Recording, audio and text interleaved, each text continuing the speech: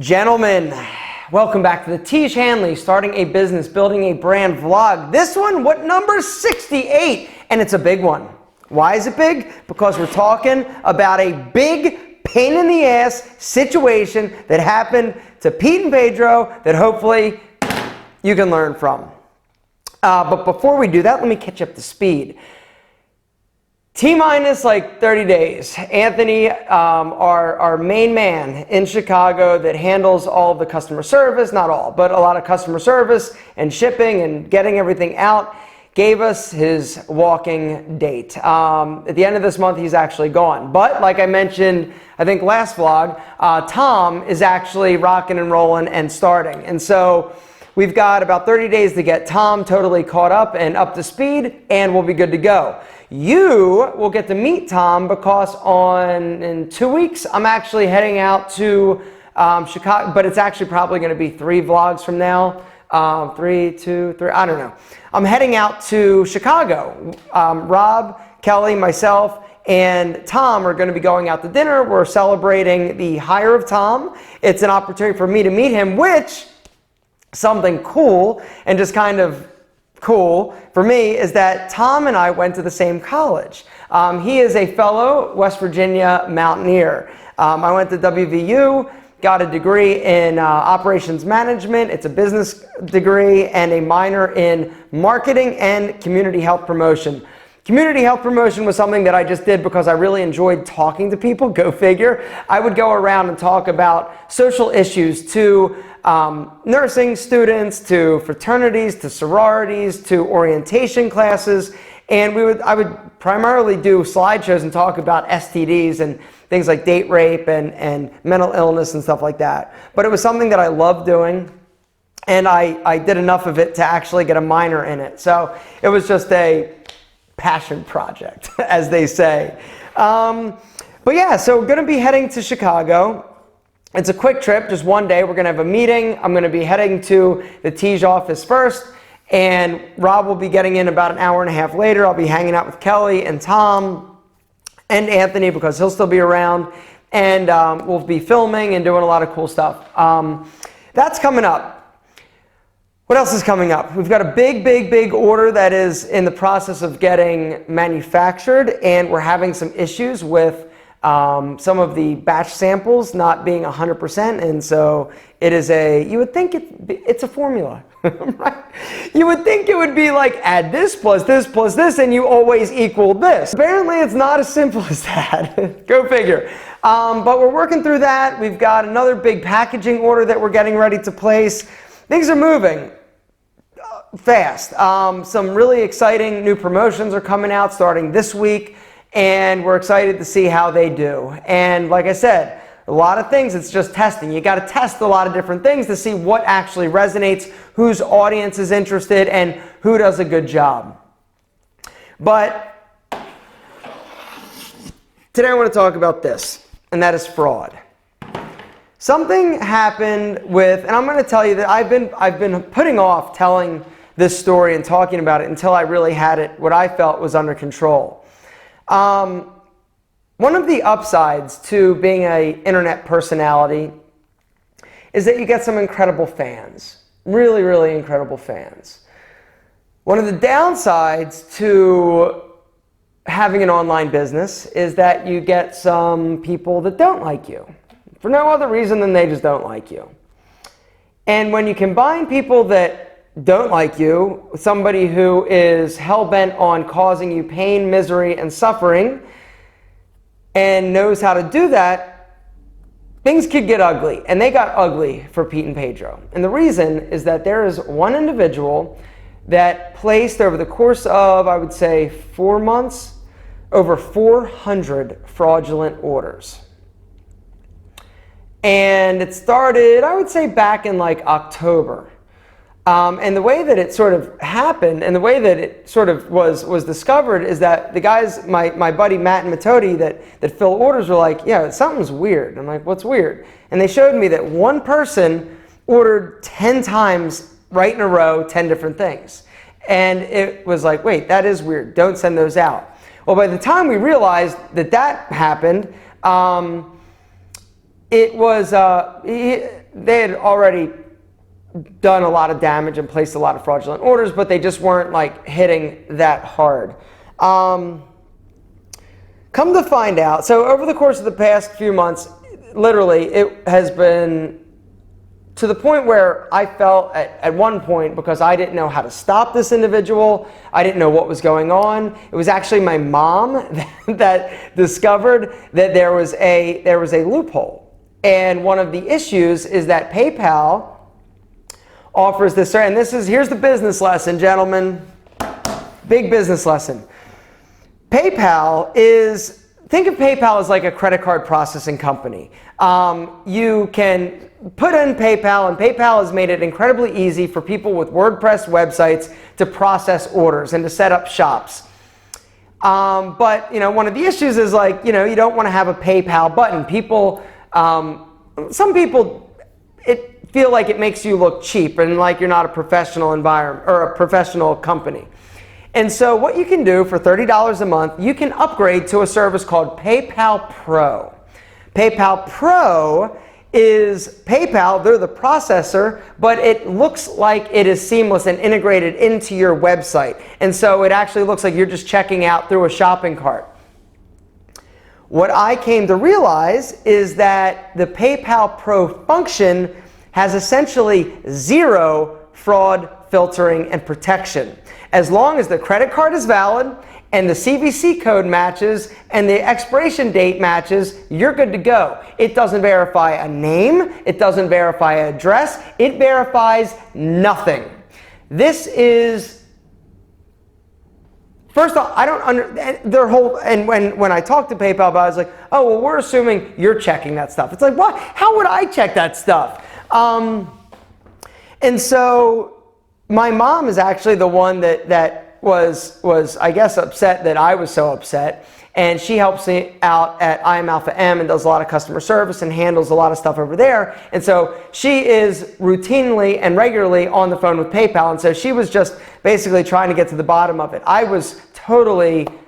had no idea. My developer, no idea. Most people have no idea that this loophole exists. So this moron was actually, he had a stolen credit card or multiple stolen credit cards, and he was just going online, because that is the other thing. You can go online, and for around $5 you can buy a fake credit, or not a fake, a real credit card number, identification, person, address. You can basically buy everything for around $5. There are websites out there for fake credit cards and identity thieves. And so this guy was literally, at one point, he was processing and placing 20 to 30 orders a day. So anyway, this guy was placing these orders, and he was buying the same thing under the same name. Then I figured out that there was a plugin. You can blacklist people. And so I blacklisted his email address, and then he was like, oh, okay, these aren't going through. And so he changed his email address, and he kept processing. And then there's another feature where you can blacklist IP addresses. Well, guess what? Somebody who's incredibly computer savvy can just change their IP address like that. So this went on for another few months, and it became like my full-time job. I was so paranoid and scared that, I mean, think about this. If somebody was trying, and here's the other thing. For each order that I would send out that was fraudulent, I would send out the product, I would lose money there. The shipping is expensive, I would lose money there. And then when the person actually realized that there was a fraudulent charge on their credit card, I would not only get that fee reversed, I would be charged $20 from PayPal for having a bad fee or a refunded order. And so essentially for every fraudulent order that went out, it was like I was lighting a $40 bill on fire, if there was such a thing as a $40 bill. Long story short, it took literally months for me to finally get all the pieces in place, and there's actually a company out there that I will recommend to you guys called Signified that was started by ex-PayPal people that were like, yo, there are some definite holes, and they actually guarantee, they've got some crazy anti-fraud detection system and tools that that basically they guarantee that if they process it and it goes through and they give you the thumbs up that if it's fraudulent, they will reimburse you not only the product cost, the shipping cost, and any fee reversals as well. And so I have that implemented now, and so far so good. I don't know. I'll let you know if that changes anytime soon. But I also have some other, I changed from PayPal processing to this other processing. And so I've got a few different lines of security now. But to get to this point where I am today, about 4 months later, it was so incredibly emotionally draining. I can't even explain it. You know, the guy who doesn't like me, who just wanted to cause me pain and suffering, absolutely won.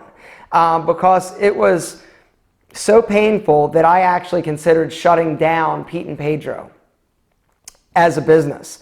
And because it's one of those things where it was like, it's just not worth it. Every day I would get up and I'd be scared that I was being ripped off. Every order that went out, I was questioning. I ended up refunding. Like, it got to the point where I was calling. Personally, I was calling every single order that came in. If I couldn't get them, I would give it like 3 days and 3 tries. If I couldn't get them, I would refund their order. No order left this building that wasn't called and orally and verbally confirmed. And, you know, I lost a lot of money just by refunding people that just didn't answer or gave me a bad number or whatever, but it was worth the peace of mind. I actually hired somebody to help me with that. Their job was to call and confirm every single day. His job now has transitioned into some other aspects and responsibilities. We do not call and verify anymore, but that's what I was reduced to with the fraud that was going on.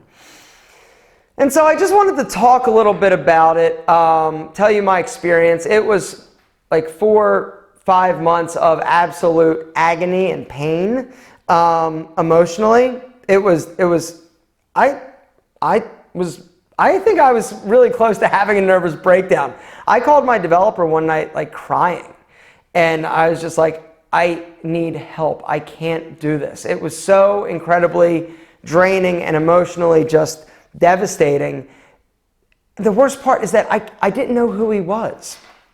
Actually, I think I know who he is, but there's nothing really you can do. And that's the other thing. Like, I called the police, I did, you know, and the funny thing is, they were like, well, if you're not sending them out and you're catching them and you're stopping them, and I caught a lot of them. I caught probably, I would say, out of the 400 fraudulent orders, I probably caught 350. I'll say 50 probably went out.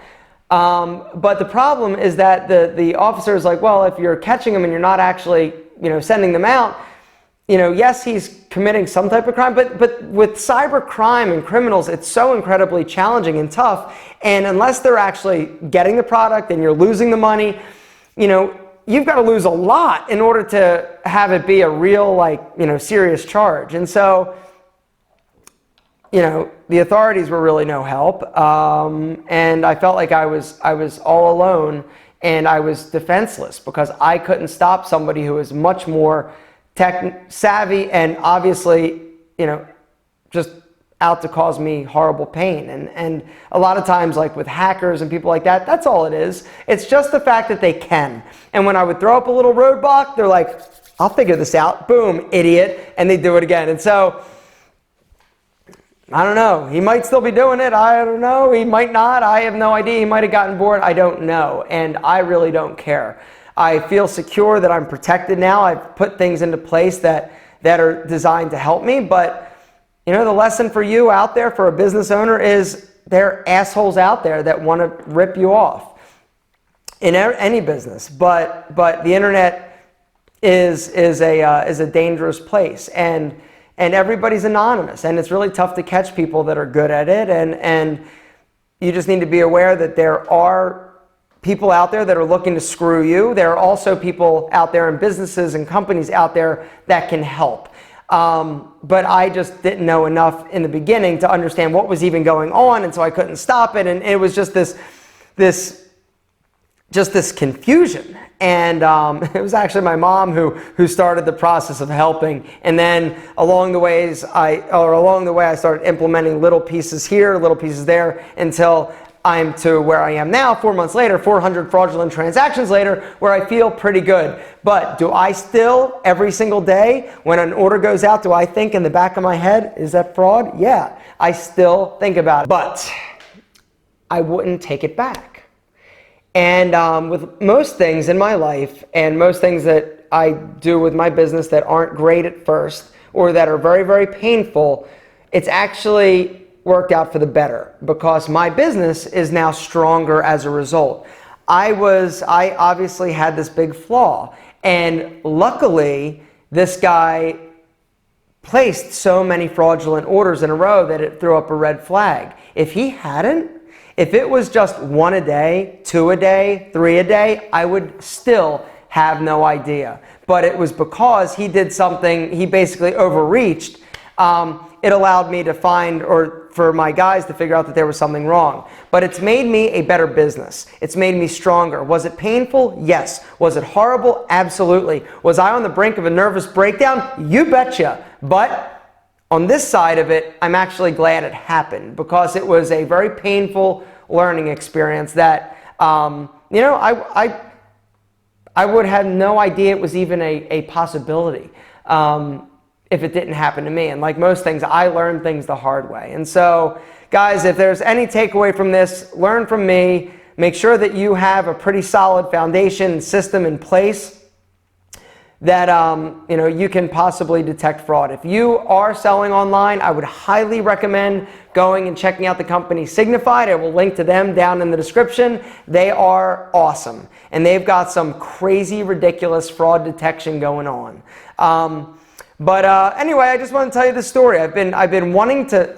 There have been like 6 vlogs where I've almost said something about it because it was really hard to hide the fact that I was dealing with this. And it was business related and it was so painful. But until I actually had a grasp and a handle on it, I didn't want to talk about it because in case that guy actually watches this vlog, I didn't want him to know that I had no idea what was going on, if that makes sense. And so, but now I feel pretty good. Who knows? I could do a recap later or an update and be like, yo, I was totally wrong. He screwed me for another, you know, $30,000 or whatever it is. But guys, you rock so hard. It's ridiculous. Thank you so much.